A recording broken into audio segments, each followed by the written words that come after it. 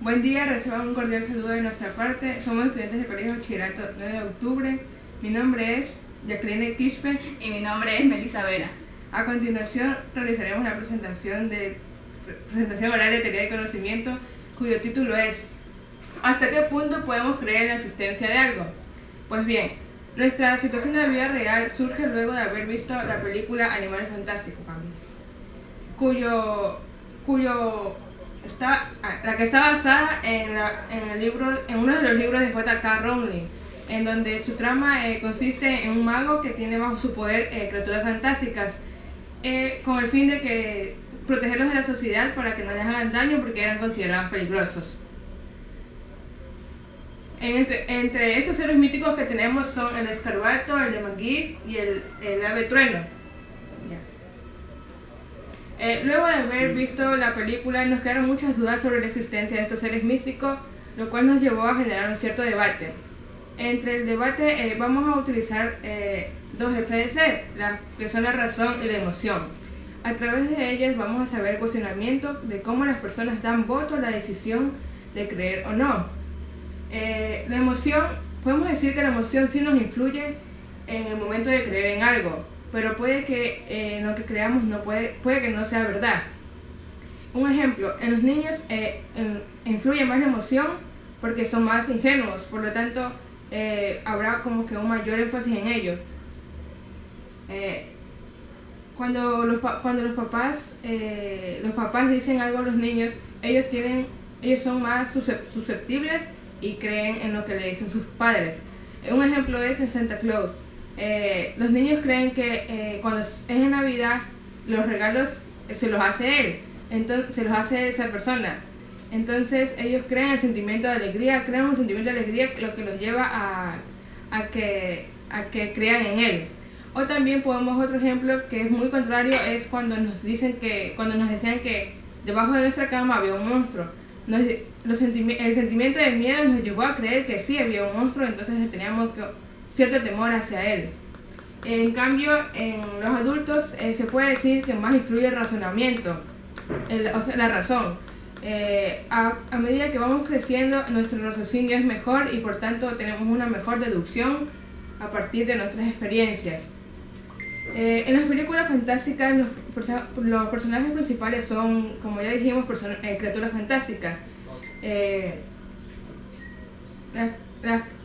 esas películas, las creencias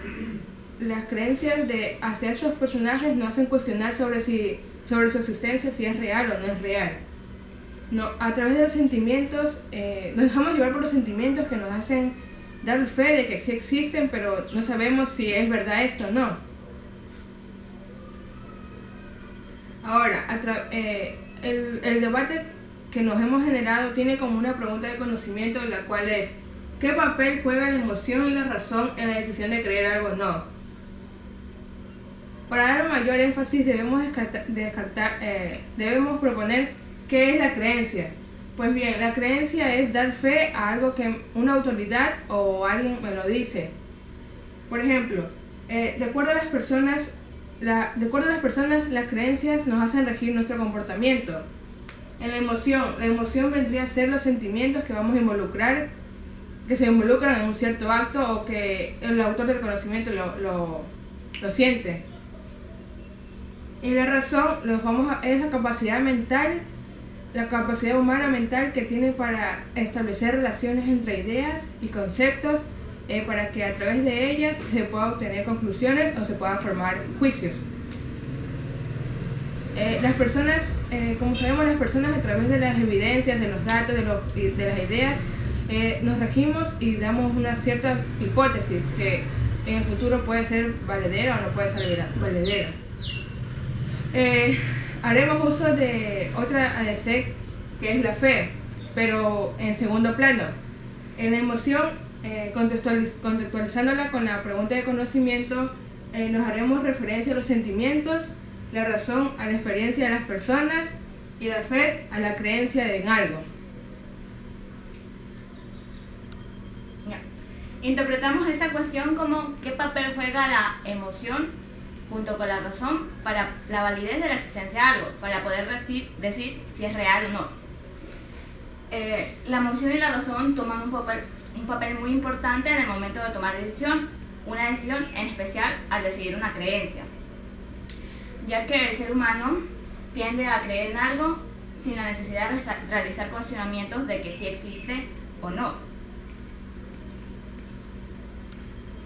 En el ámbito religioso, para yo poder dar fe de la existencia de un ser superior, en este caso en un Dios, primero debo creer en su existencia para luego poder debatir su existencia, su validez. Para, a partir de investigaciones y pruebas que se relacionen con esto, poder decir que sí existe un Dios o poder decir que no existe un Dios. Las creencias en algo son un tipo de ayuda e indicio para comprobar y validar cuán efectiva sería esta. Ya. Otro ejemplo sería la teoría del Big Bang. Antes de decir que si existió el Big Bang, debemos creer que el mundo se originó por procesos químicos y no divinos como se viene creyendo comúnmente. Luego debemos afirmar nuestras creencias y se procede a ver si tiene validez esto. La teoría del Big Bang. Podemos decir que la teoría en sí existe porque hay libros que la afirman y nos cuentan cómo pasó. Pero el cuestionamiento vendría en que el Big Bang si realmente sucedió o cómo sabemos si lo que nos dicen los libros es valedero o no es valedero. En este caso interviene la razón, ya que esta teoría ha sido planteada científicamente y en base a investigaciones y experimentos puede ser vista como un posible hecho de que sí haya sucedido realmente. ¿Sí? Ya. En la emoción intervienen sentimientos de alegría, decepción, temor, entusiasmo, y con base a esos sentimientos elegimos tomar decisiones como cierto o falso en cuanto a conocimientos. Hay que tomar en cuenta que estas emociones son obstáculos irracionales que obstruyen nuestro conocimiento y distorsionan la imagen de nuestra realidad. La razón es, cuando hablamos de la emoción, si decidimos creer o no, nos basamos principalmente en que nos podemos dejar contagiar de otras personas de su propia emoción, haciendo que influyan en nuestro pensar y conduzcan la aceptación de las mismas sin generar dudas. En la razón, la capacidad de la mente humana para establecer relaciones entre ideas o conceptos y poder llegar a una conclusión o juicios. Cumple una función más compleja, ya que se basa en experiencias y en recopilación de datos para poder tomar una decisión de creer o no.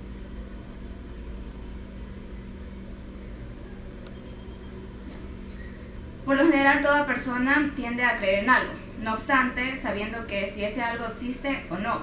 Pero entonces, ¿qué papel juega la emoción y la razón en la decisión de creer en algo o no? Para poder entender mejor el papel de la emoción y la razón, tendremos dos ejemplos. En el primer caso, ponemos un ejemplo de que mi tía iba todos los días a la capilla, a la iglesia, pidiendo y orando, dando oraciones para que se cure de su enfermedad.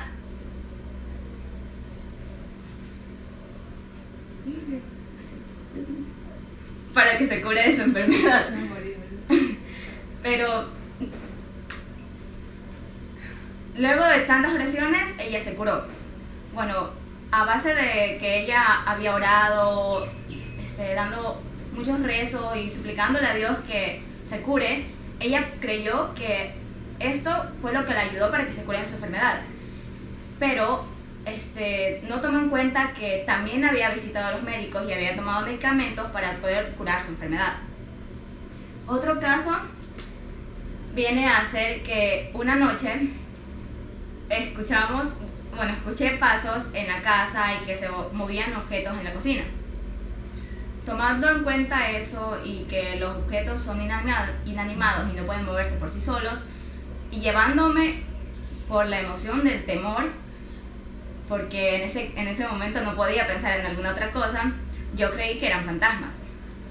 pero omití el hecho de que yo tengo animales en casa, y en especial gatos, muchos, que pudieron haber movido esos objetos, o que pudo haber sido un movimiento ondulatorio o telúrico. Vamos a implicar esta situación en la ADC historia. Para creer y tomar una decisión, algunos se basan en el sesgo ideológico.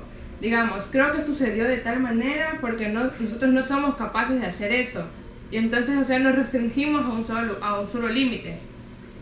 Por ejemplo, un historiador, al no estar presente en una cierta situación, intuye que sucedieron así las cosas porque recopilan los datos. Ahí hace uso de la razón porque juntando estos datos deduce y saca una hipótesis de que así sucedieron, pero debemos destacar que no siempre lo que nos dicen es verdad o no puede ser certero. Los historiadores reúnen pruebas, objetos, entre otras cosas, para poder deducir, como yo lo dije, y plantear algo que pudo haber sucedido. Un ejemplo es en la guerra del Cenepa, el enfrentamiento entre ecuatorianos y peruanos. Si le preguntamos a un historiador ecuatoriano, él nos va a decir que los peruanos son los culpables de aquel incidente y que nosotros no tenemos nada, no somos los causantes. Además de que ellos lo único que hicieron fue defenderse. Aquí vemos la implicación del sentimiento nacionalista que tiene el historiador, ya que solo ve lo que le conviene para su país, a su país, solo ve lo que le beneficia a él mismo. Pero si hacemos un espacio y le preguntamos a un historiador peruano, él nos va a decir todo lo contrario. ¿Por qué? Porque por la misma situación. Todas las personas se van a regir a base de sus sentimientos de dónde pertenezcan. Y eso va a ser una limitación porque no vamos a tener las cosas claras. En conclusión, la emoción siempre influirá en nuestro sesgo ideológico, o sea, quiere decir en nuestra forma de ver las cosas, en nuestra forma de ver las cosas. Porque no nos va a dejar ver las cosas como realmente sucedieron, sino solo como nos vamos a hacer la historia parcialmente, o sea, solo cómo nos conviene a nosotros, más no cómo fue en realidad. Concluimos que la aceptación y creencia sobre algo o alguien siempre será variable debido al objeto de estudio, en este caso los humanos, porque los humanos no presentamos la misma forma de pensar que los otros. Para la respuesta de nuestra pregunta de conocimiento, es que en general nosotros tenemos la necesidad de creer en algo, donde sí influyen y toman un papel muy importante la emoción y la razón. Sin tener en cuenta que cierta existencia, si existe o no, también seguimos creyendo en ello.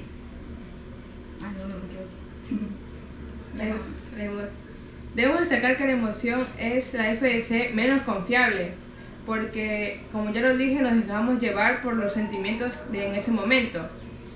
No obstante, debemos saber que son herramientas que nos pretenden ayudar a tomar una decisión en creer en algo o no. Por ejemplo, tengo un compañero que afirma que Barcelona es el mejor equipo del Ecuador. Y entonces eso me llevó a preguntarle que por qué creía eso. Él, pues al contármelo, tenía mucho sentimiento hacia ese equipo y me contó varias razones. Entonces ahí pude deducir que mientras me contaba las razones, él tiene fundamentos, digamos, y argumentos que a través de la lógica lo llevaron a deducir que Barcelona es el mejor equipo del Ecuador.